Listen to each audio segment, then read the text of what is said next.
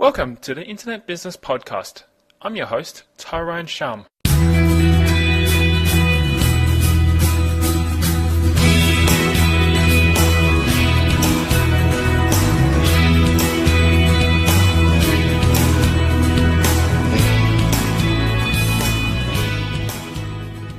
Today I have West Loh on the call, who's a passionate, life-loving internet entrepreneur. He's been an advocate for self-improvement and has achieved great success in his businesses he currently owns. Furthermore, he's personally met people like Rob and Kim Kiyosaki, John Gray, Keurig Ashley, John Burley, Brendan Nichols, Brian Tracy, and just to name a few who he studies from. I contacted West today so I could interview him and also ask him what mindset one needs to achieve for success in all aspects of life. So join me in this interview today and let West share with you his story. Welcome to the call. It's a beautiful day over there, I hear. It's absolutely beautiful day. A little bit cold compared to Bali, Malaysia, where I've just come back from, but I can't complain. Excellent. Well, I know a few listeners will probably know who you are, and you're from Brisbane, but maybe share with our listeners your story on how you got into internet marketing, a little bit more about your background as well. Sure.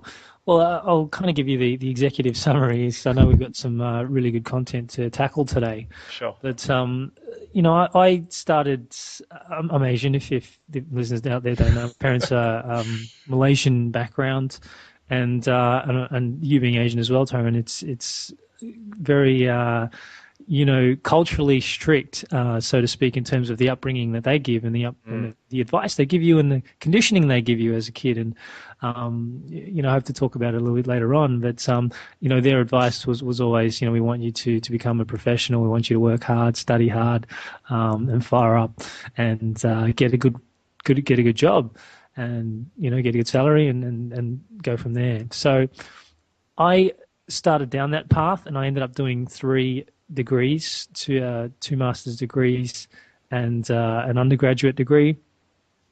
And while I was studying academically, I was self-educating myself during my spare time. And I quickly realized that getting that job or getting some sort of working for somebody else, making them rich, wasn't going to get me where I wanted to get. So when I finished, I'm a stickler for finishing things when I start things, especially things like degrees.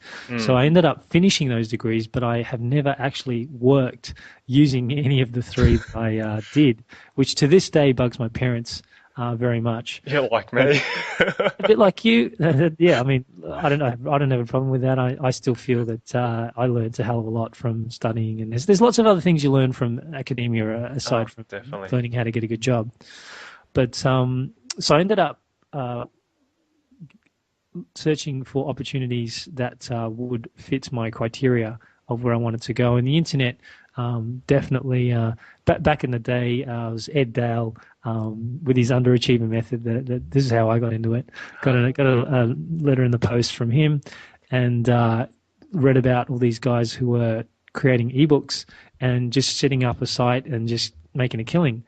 And that really interested me, back then. And my thought was, if I could create a website and just leave it and it made passive income for the rest of my life. I mean, it was pretty naive back then. We all know today it's much more competitive, and it's very difficult to take a step out forever and expect your site to keep going. It's a very dynamic environment and things are always changing. But back then, I still love the idea, and it's still true today, that you can actually make money 24 hours a day, 7 days a week, regardless of what you're doing, as long as you run a smart business.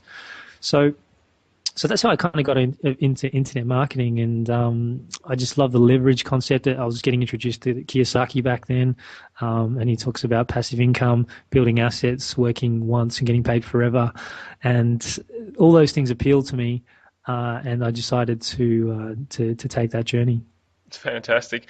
And it sounds like you've done quite a lot in such a short period of time, and you don't look your age, actually. I thought you're probably about, from looking at your picture, probably early 20s, but I guess... Yeah, I appreciate that. I still get asked for ID at nightclubs, and, at one point it was insulting, but now it's just, I take it as a compliment. Well, that's good then. Well, at least you still got a lot ahead of you too. Fantastic.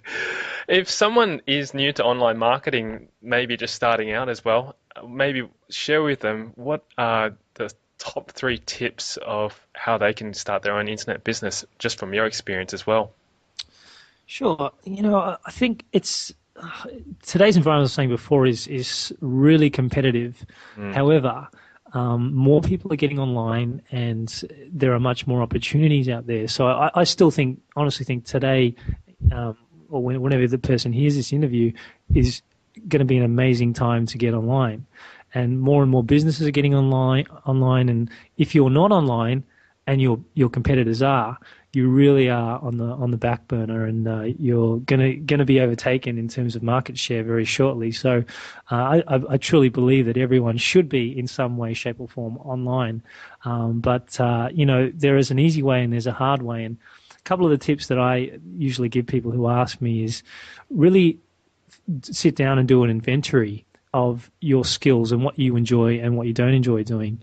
And the biggest mistake I see people doing is trying to do everything by themselves, all the technical stuff, all the marketing stuff, all the internet stuff, and they start researching, and they start being a one-man show, and being too stingy to hire out teams and members, virtual staff to help them out.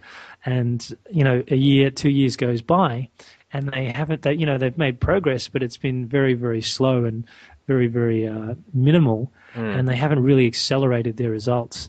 So rather than, if they had focused on what they're good at, I mean, are they good at dealing with people? Are they good at interviewing people? Are they good at putting information and content together? Are they good at shooting videos and doing multimedia?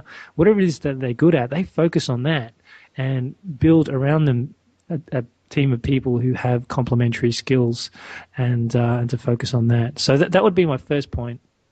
excellent. And feel free to comment or add your 2 cents there, Tyrone. I totally agree with you. I think with any business that's starting out, even from my personal experience, I think, yes, you look at the money and you go, financially, you can't afford this, can't afford that, so you end up doing everything.